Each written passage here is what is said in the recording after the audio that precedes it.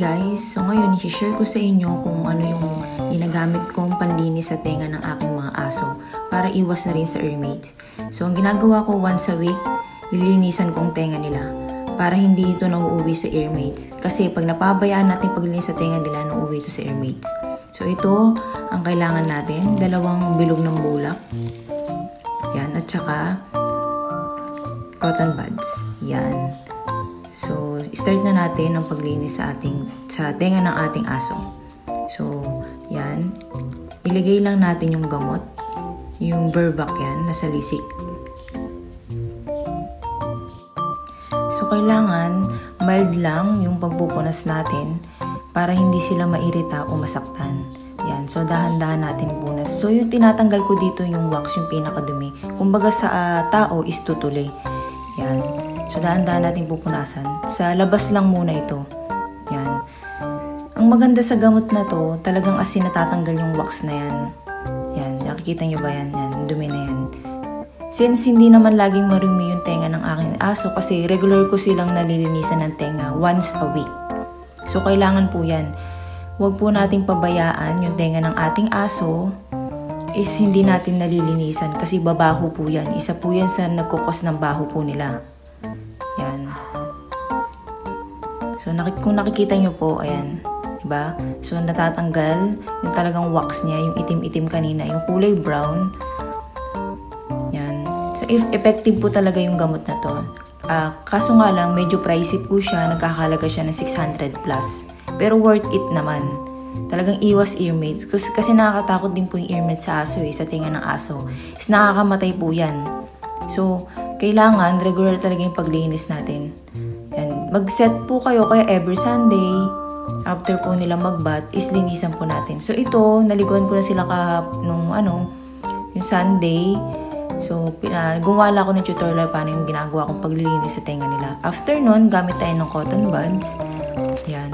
Para malinisan natin sa loob. Yan. Nakikita nyo ba yung nakuha natin dumi?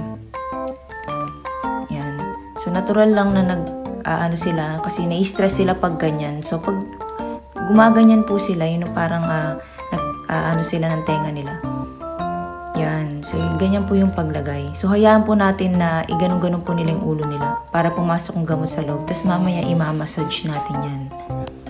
Yan. So, dito naman tayo sa kabila. Ayan po ang dumi, diba?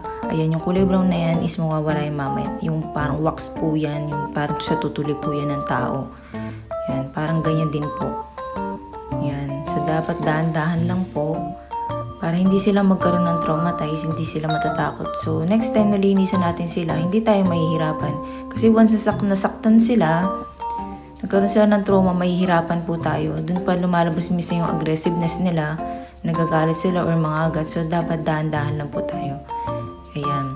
Medyo binilisan ko na lang po yung video since mahaba po yung video na ito. So, ayan, medyo pinas forward, ni-speed ko na po. So, ayan. Ganyan lang po. Ayan, malinis na po. Tapos, gagamitan po natin ulit ng cotton buds para malinis natin yung sa loob. At, again, papatakan po natin siya ng Otiderm. Yung Otiderm po na yan, mostly yan po talaga nare-recommend ng mga vet Kasi maganda po. Ang price po niya, nag-range po sa 300 to 350. Yan. Kasi bumibili ako sa Shopee kasi mas mura. Kasi sa mga pet shop, sa mga vet, is mahal talaga siya. So, sa Shopee, mga legit naman yun nandoon. Tsaka tingnan nyo na lang yung reviews kung maganda. So, dun talaga ako nag-order ng mga vitamins sila at yan para sa tenga nila. Ayan, ganyan lang po. Para iwas baho sa kanila. At hindi ito mauwi sa infection yun sa earmates kasi nakakamatay po yun. Yan, shake lang po natin tapos ilagay na ito.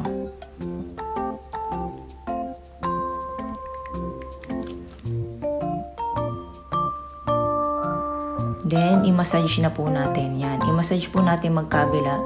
Tapos, sayahan lang po natin nilang i-shake yung ulo nila para mas lalong pumasok sa loob yung gamot. Minsan din po kasi sila nagsishake ng ulo, ng katawan, pampatanggal din po ng stress nila yun. Yan, ayan na po yung yung senior dog ko na magbe-birthday sa Sabado, 12 years old na po yan. So naalagaan ko po ng mabuti. Dito na po magtatapos ang aking tutorial. Maraming salamat po.